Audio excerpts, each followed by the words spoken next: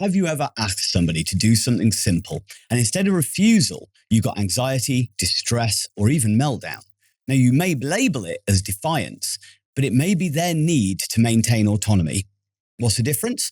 Well, today we're diving into one of the fastest growing conversations in education and care, pathological demand avoidance, or PDA, though many now prefer to use a more compassionate term of a persistent drive for autonomy. So whether you work with children, adults, or are navigating this yourself, understanding this need for autonomy is key to supporting neurodivergent individuals with empathy and effectiveness. If you are caring for someone else, whether paid or unpaid, and no matter how many hours you do it, did you realise that you may be missing out on thousands of pounds of discounts for things that you may use every day? The Able to Care podcast is proud to be sponsored by the UK's #1 carers card. Started by two best friends who recognise that carers deserve better and are 100% committed to helping to change the lives of all carers and bringing them together as a strong community. Carers Card UK provides support, recognition and rewards. It offers reassurance by providing an ID card that helps access emergency information when needed, while also unlocking discounts, a wellbeing hub, a carers circle tool and a community through their app. All of this for less than the price of a box of chocolates a year. There are discounts on gym membership, days out, electrical goods, clothing and even glasses. Let others know you care while taking a little care of yourself with an ID card you can be proud of. Visit carerscarduk.co.uk/promo code/able to care today to order yours.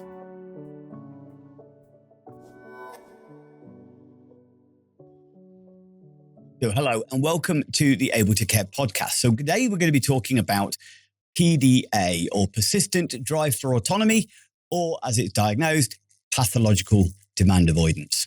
So what is demand avoidance? Well, it's not about being difficult or disobedient. It's a response to anxiety, a perceived loss of control in a situation. And when somebody feels overwhelmed, either by expectations or demands put on them by other people, even everyday tasks like brushing their teeth or answering a question can trigger an anxiety response. Now, traditionally, this has been referred to as just naughty kids. But increasingly, people are now understanding a condition called pathological demand avoidance, a profile often associated with autism, but increasingly recognized as part of the broader neurodiversity spectrum. And language matters. And within the community, many people are leading the shift towards calling it a persistent drive for autonomy. Now, what's in the name? Well, the language used really matters. This shift in terminology is a little more than just semantics. It's about shifting to a mentality of respect, understanding, and perspective. It's changing the lens, because the term pathological suggests illness, something that's wrong or broken in a person. For many people, this isn't just something they do, it's part of who they are. And it really isn't really seen as pathology, it's protection. It's a persistent drive, that need to maintain control, that need to have autonomy over what you're doing. Now, this is a deeply human need. We have to understand that human beings feel safer when we are in a state of control. We desire control more than any other animal is. If you think about the building you're in right now, we have manipulated the environment and materials to create this building that you're currently in now, to keep you safe from the natural elements and the natural circumstances that happen every day. And it allows you to feel safe. I often use the example, if I'm reading a book outside and the wind blows and it changes the pages I'm reading, I don't just carry on reading from wherever the wind has blown it to. I turn it back because I need that control over that situation. So control helps us to feel safe. Now, when we're looking at this drive for autonomy with individuals with a PDA profile, changing the language is quite important because we change the story. Instead of viewing the person as resistant or defiant or oppositional, we begin to see someone whose nervous system is saying, I don't feel safe if I don't have control.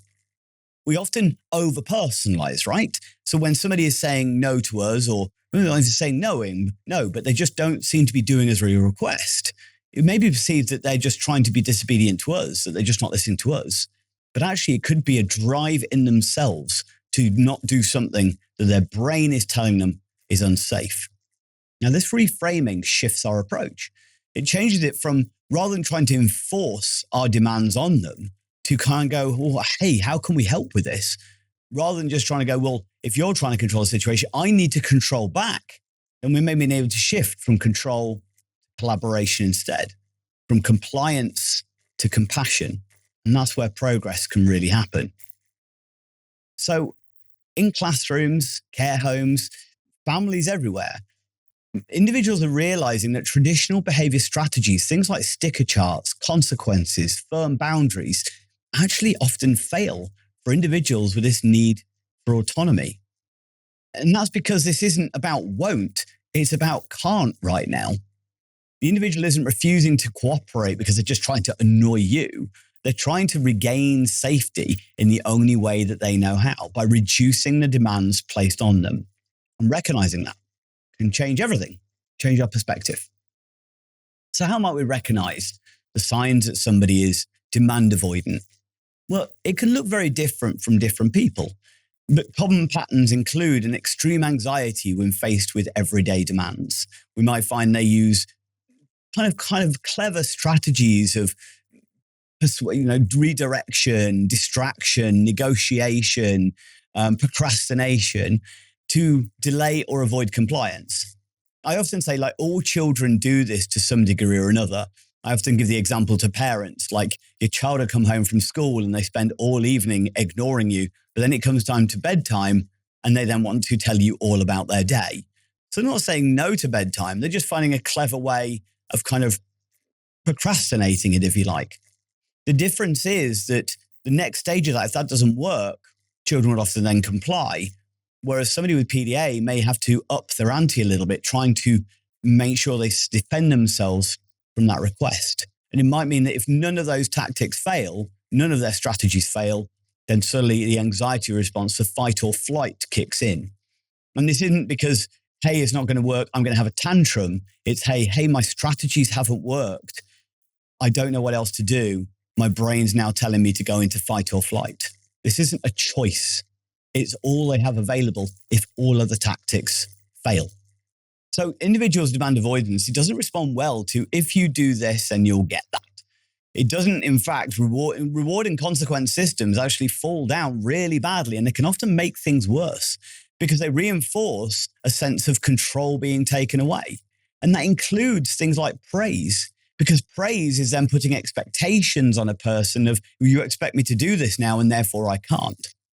And simple things that we do all the time, we forget how much compliance we're actually requesting. Let's say if I already started to shut down this laptop, for instance, but somebody just said to me, make sure you shut your laptop down. It may be a case of, now because you've told me, I can't do it. Even though I was doing it before, I can't do it. One lad described his PDA that he even experienced this with the family dog. The family dog came up with a stick in its mouth and dropped it at his feet. And he really didn't want to let the dog down. He didn't want to upset the dog. He didn't want to be mean to the dog, but he could not throw the stick. His brain would not let him. There is a thing that I think is worth understanding related to this PDA as well, that it isn't just a case of they can't expect or cope with any demand whatsoever. It is a case they almost have a threshold for how many they can manage. They may be almost masking and having to cope with a certain amount of expectations, demands. But we sometimes underestimate how many demands people are put on people all the time. Like, go and get dressed and ready for school isn't one demand. It is made up of lots as far as all of the individual tasks that are in there of getting washed, getting dressed, cleaning your teeth, brushing your hair, getting your shoes on, socks on, pants on, trousers on. The list could go on, and there are loads and loads of demands in there.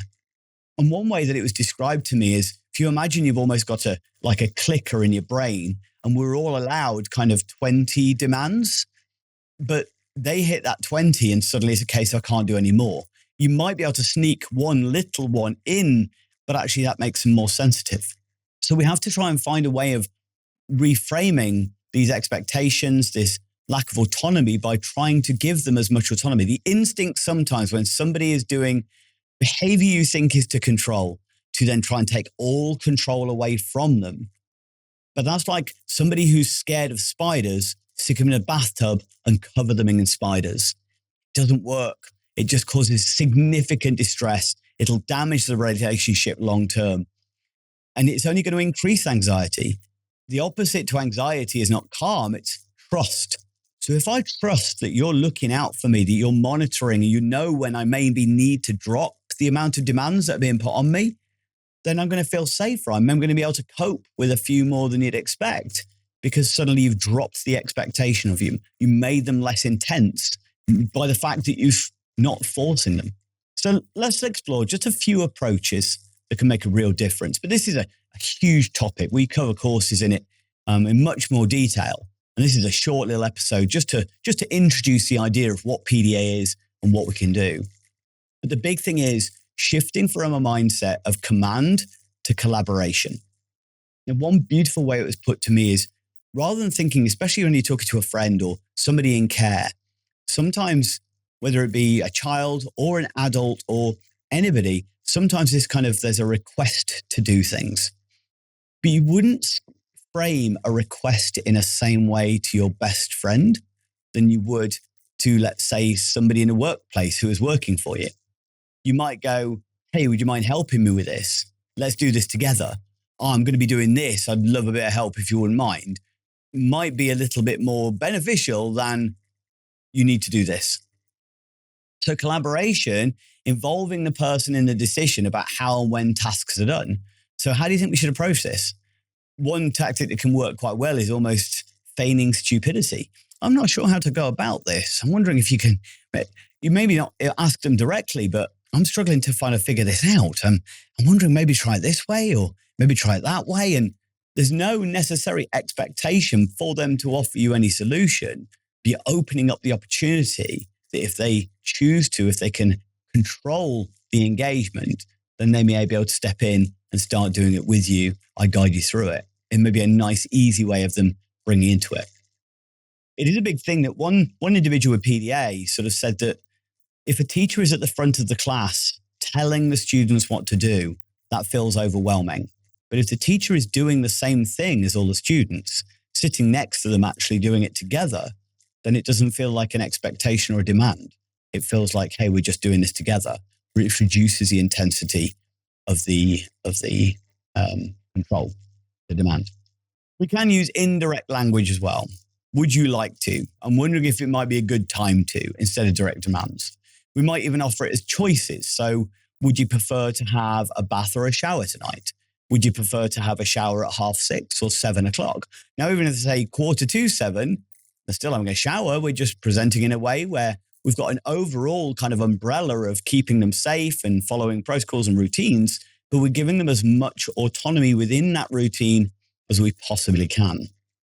The other thing that can be really beneficial is prioritizing what's actually really important.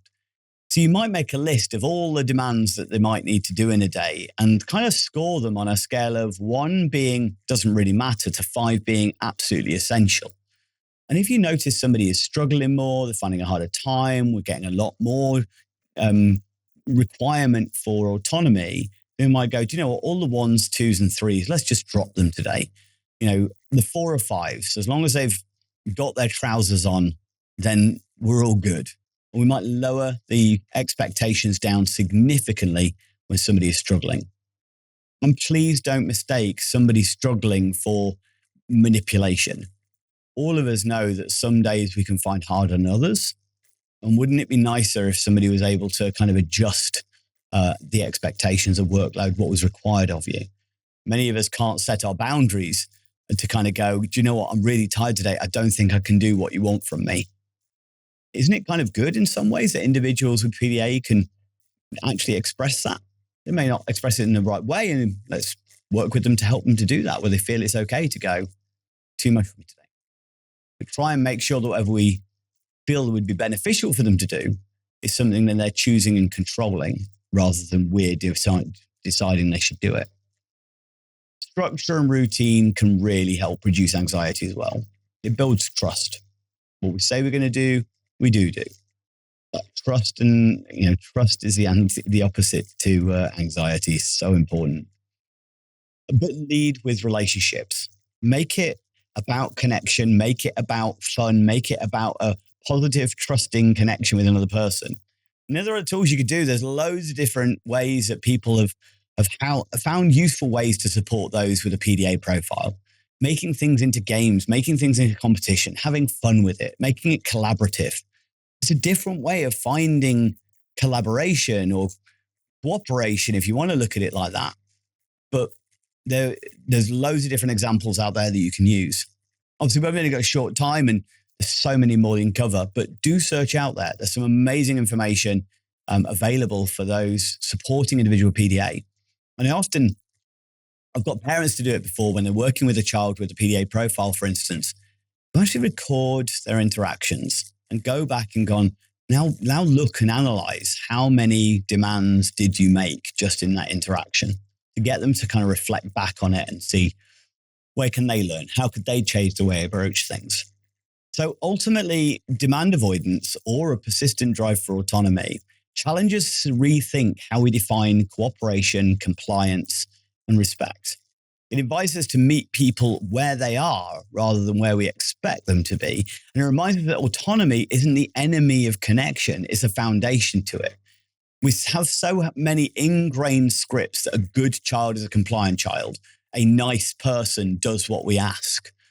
So suddenly when we're encountering a child or an adult with a PDA profile, it can feel like they're not a good person. But that's just purely thoughts. It's not based on facts. It's not based on truth. And when we shift our mindsets from control to understanding, we don't just change behavior, we change lives. It allows us to see through a different lens, through different glasses, where we see the same person but in a completely different light. This isn't a person who's just trying to resist me. It's a person who's just trying to cope in a world that they find hard and difficult to understand. So there's one message that I'd like you to take away from today's episode is this. People don't resist support. They resist feeling powerless. By understanding and respecting a person's drive for autonomy, we can move from confrontation to collaboration. And when we do, everyone, caregivers, teachers, parents, and the individuals themselves can breathe just that little bit easier. Thank you for joining me. Please pass this on to anybody who would find it useful. And please share the information. Cheers.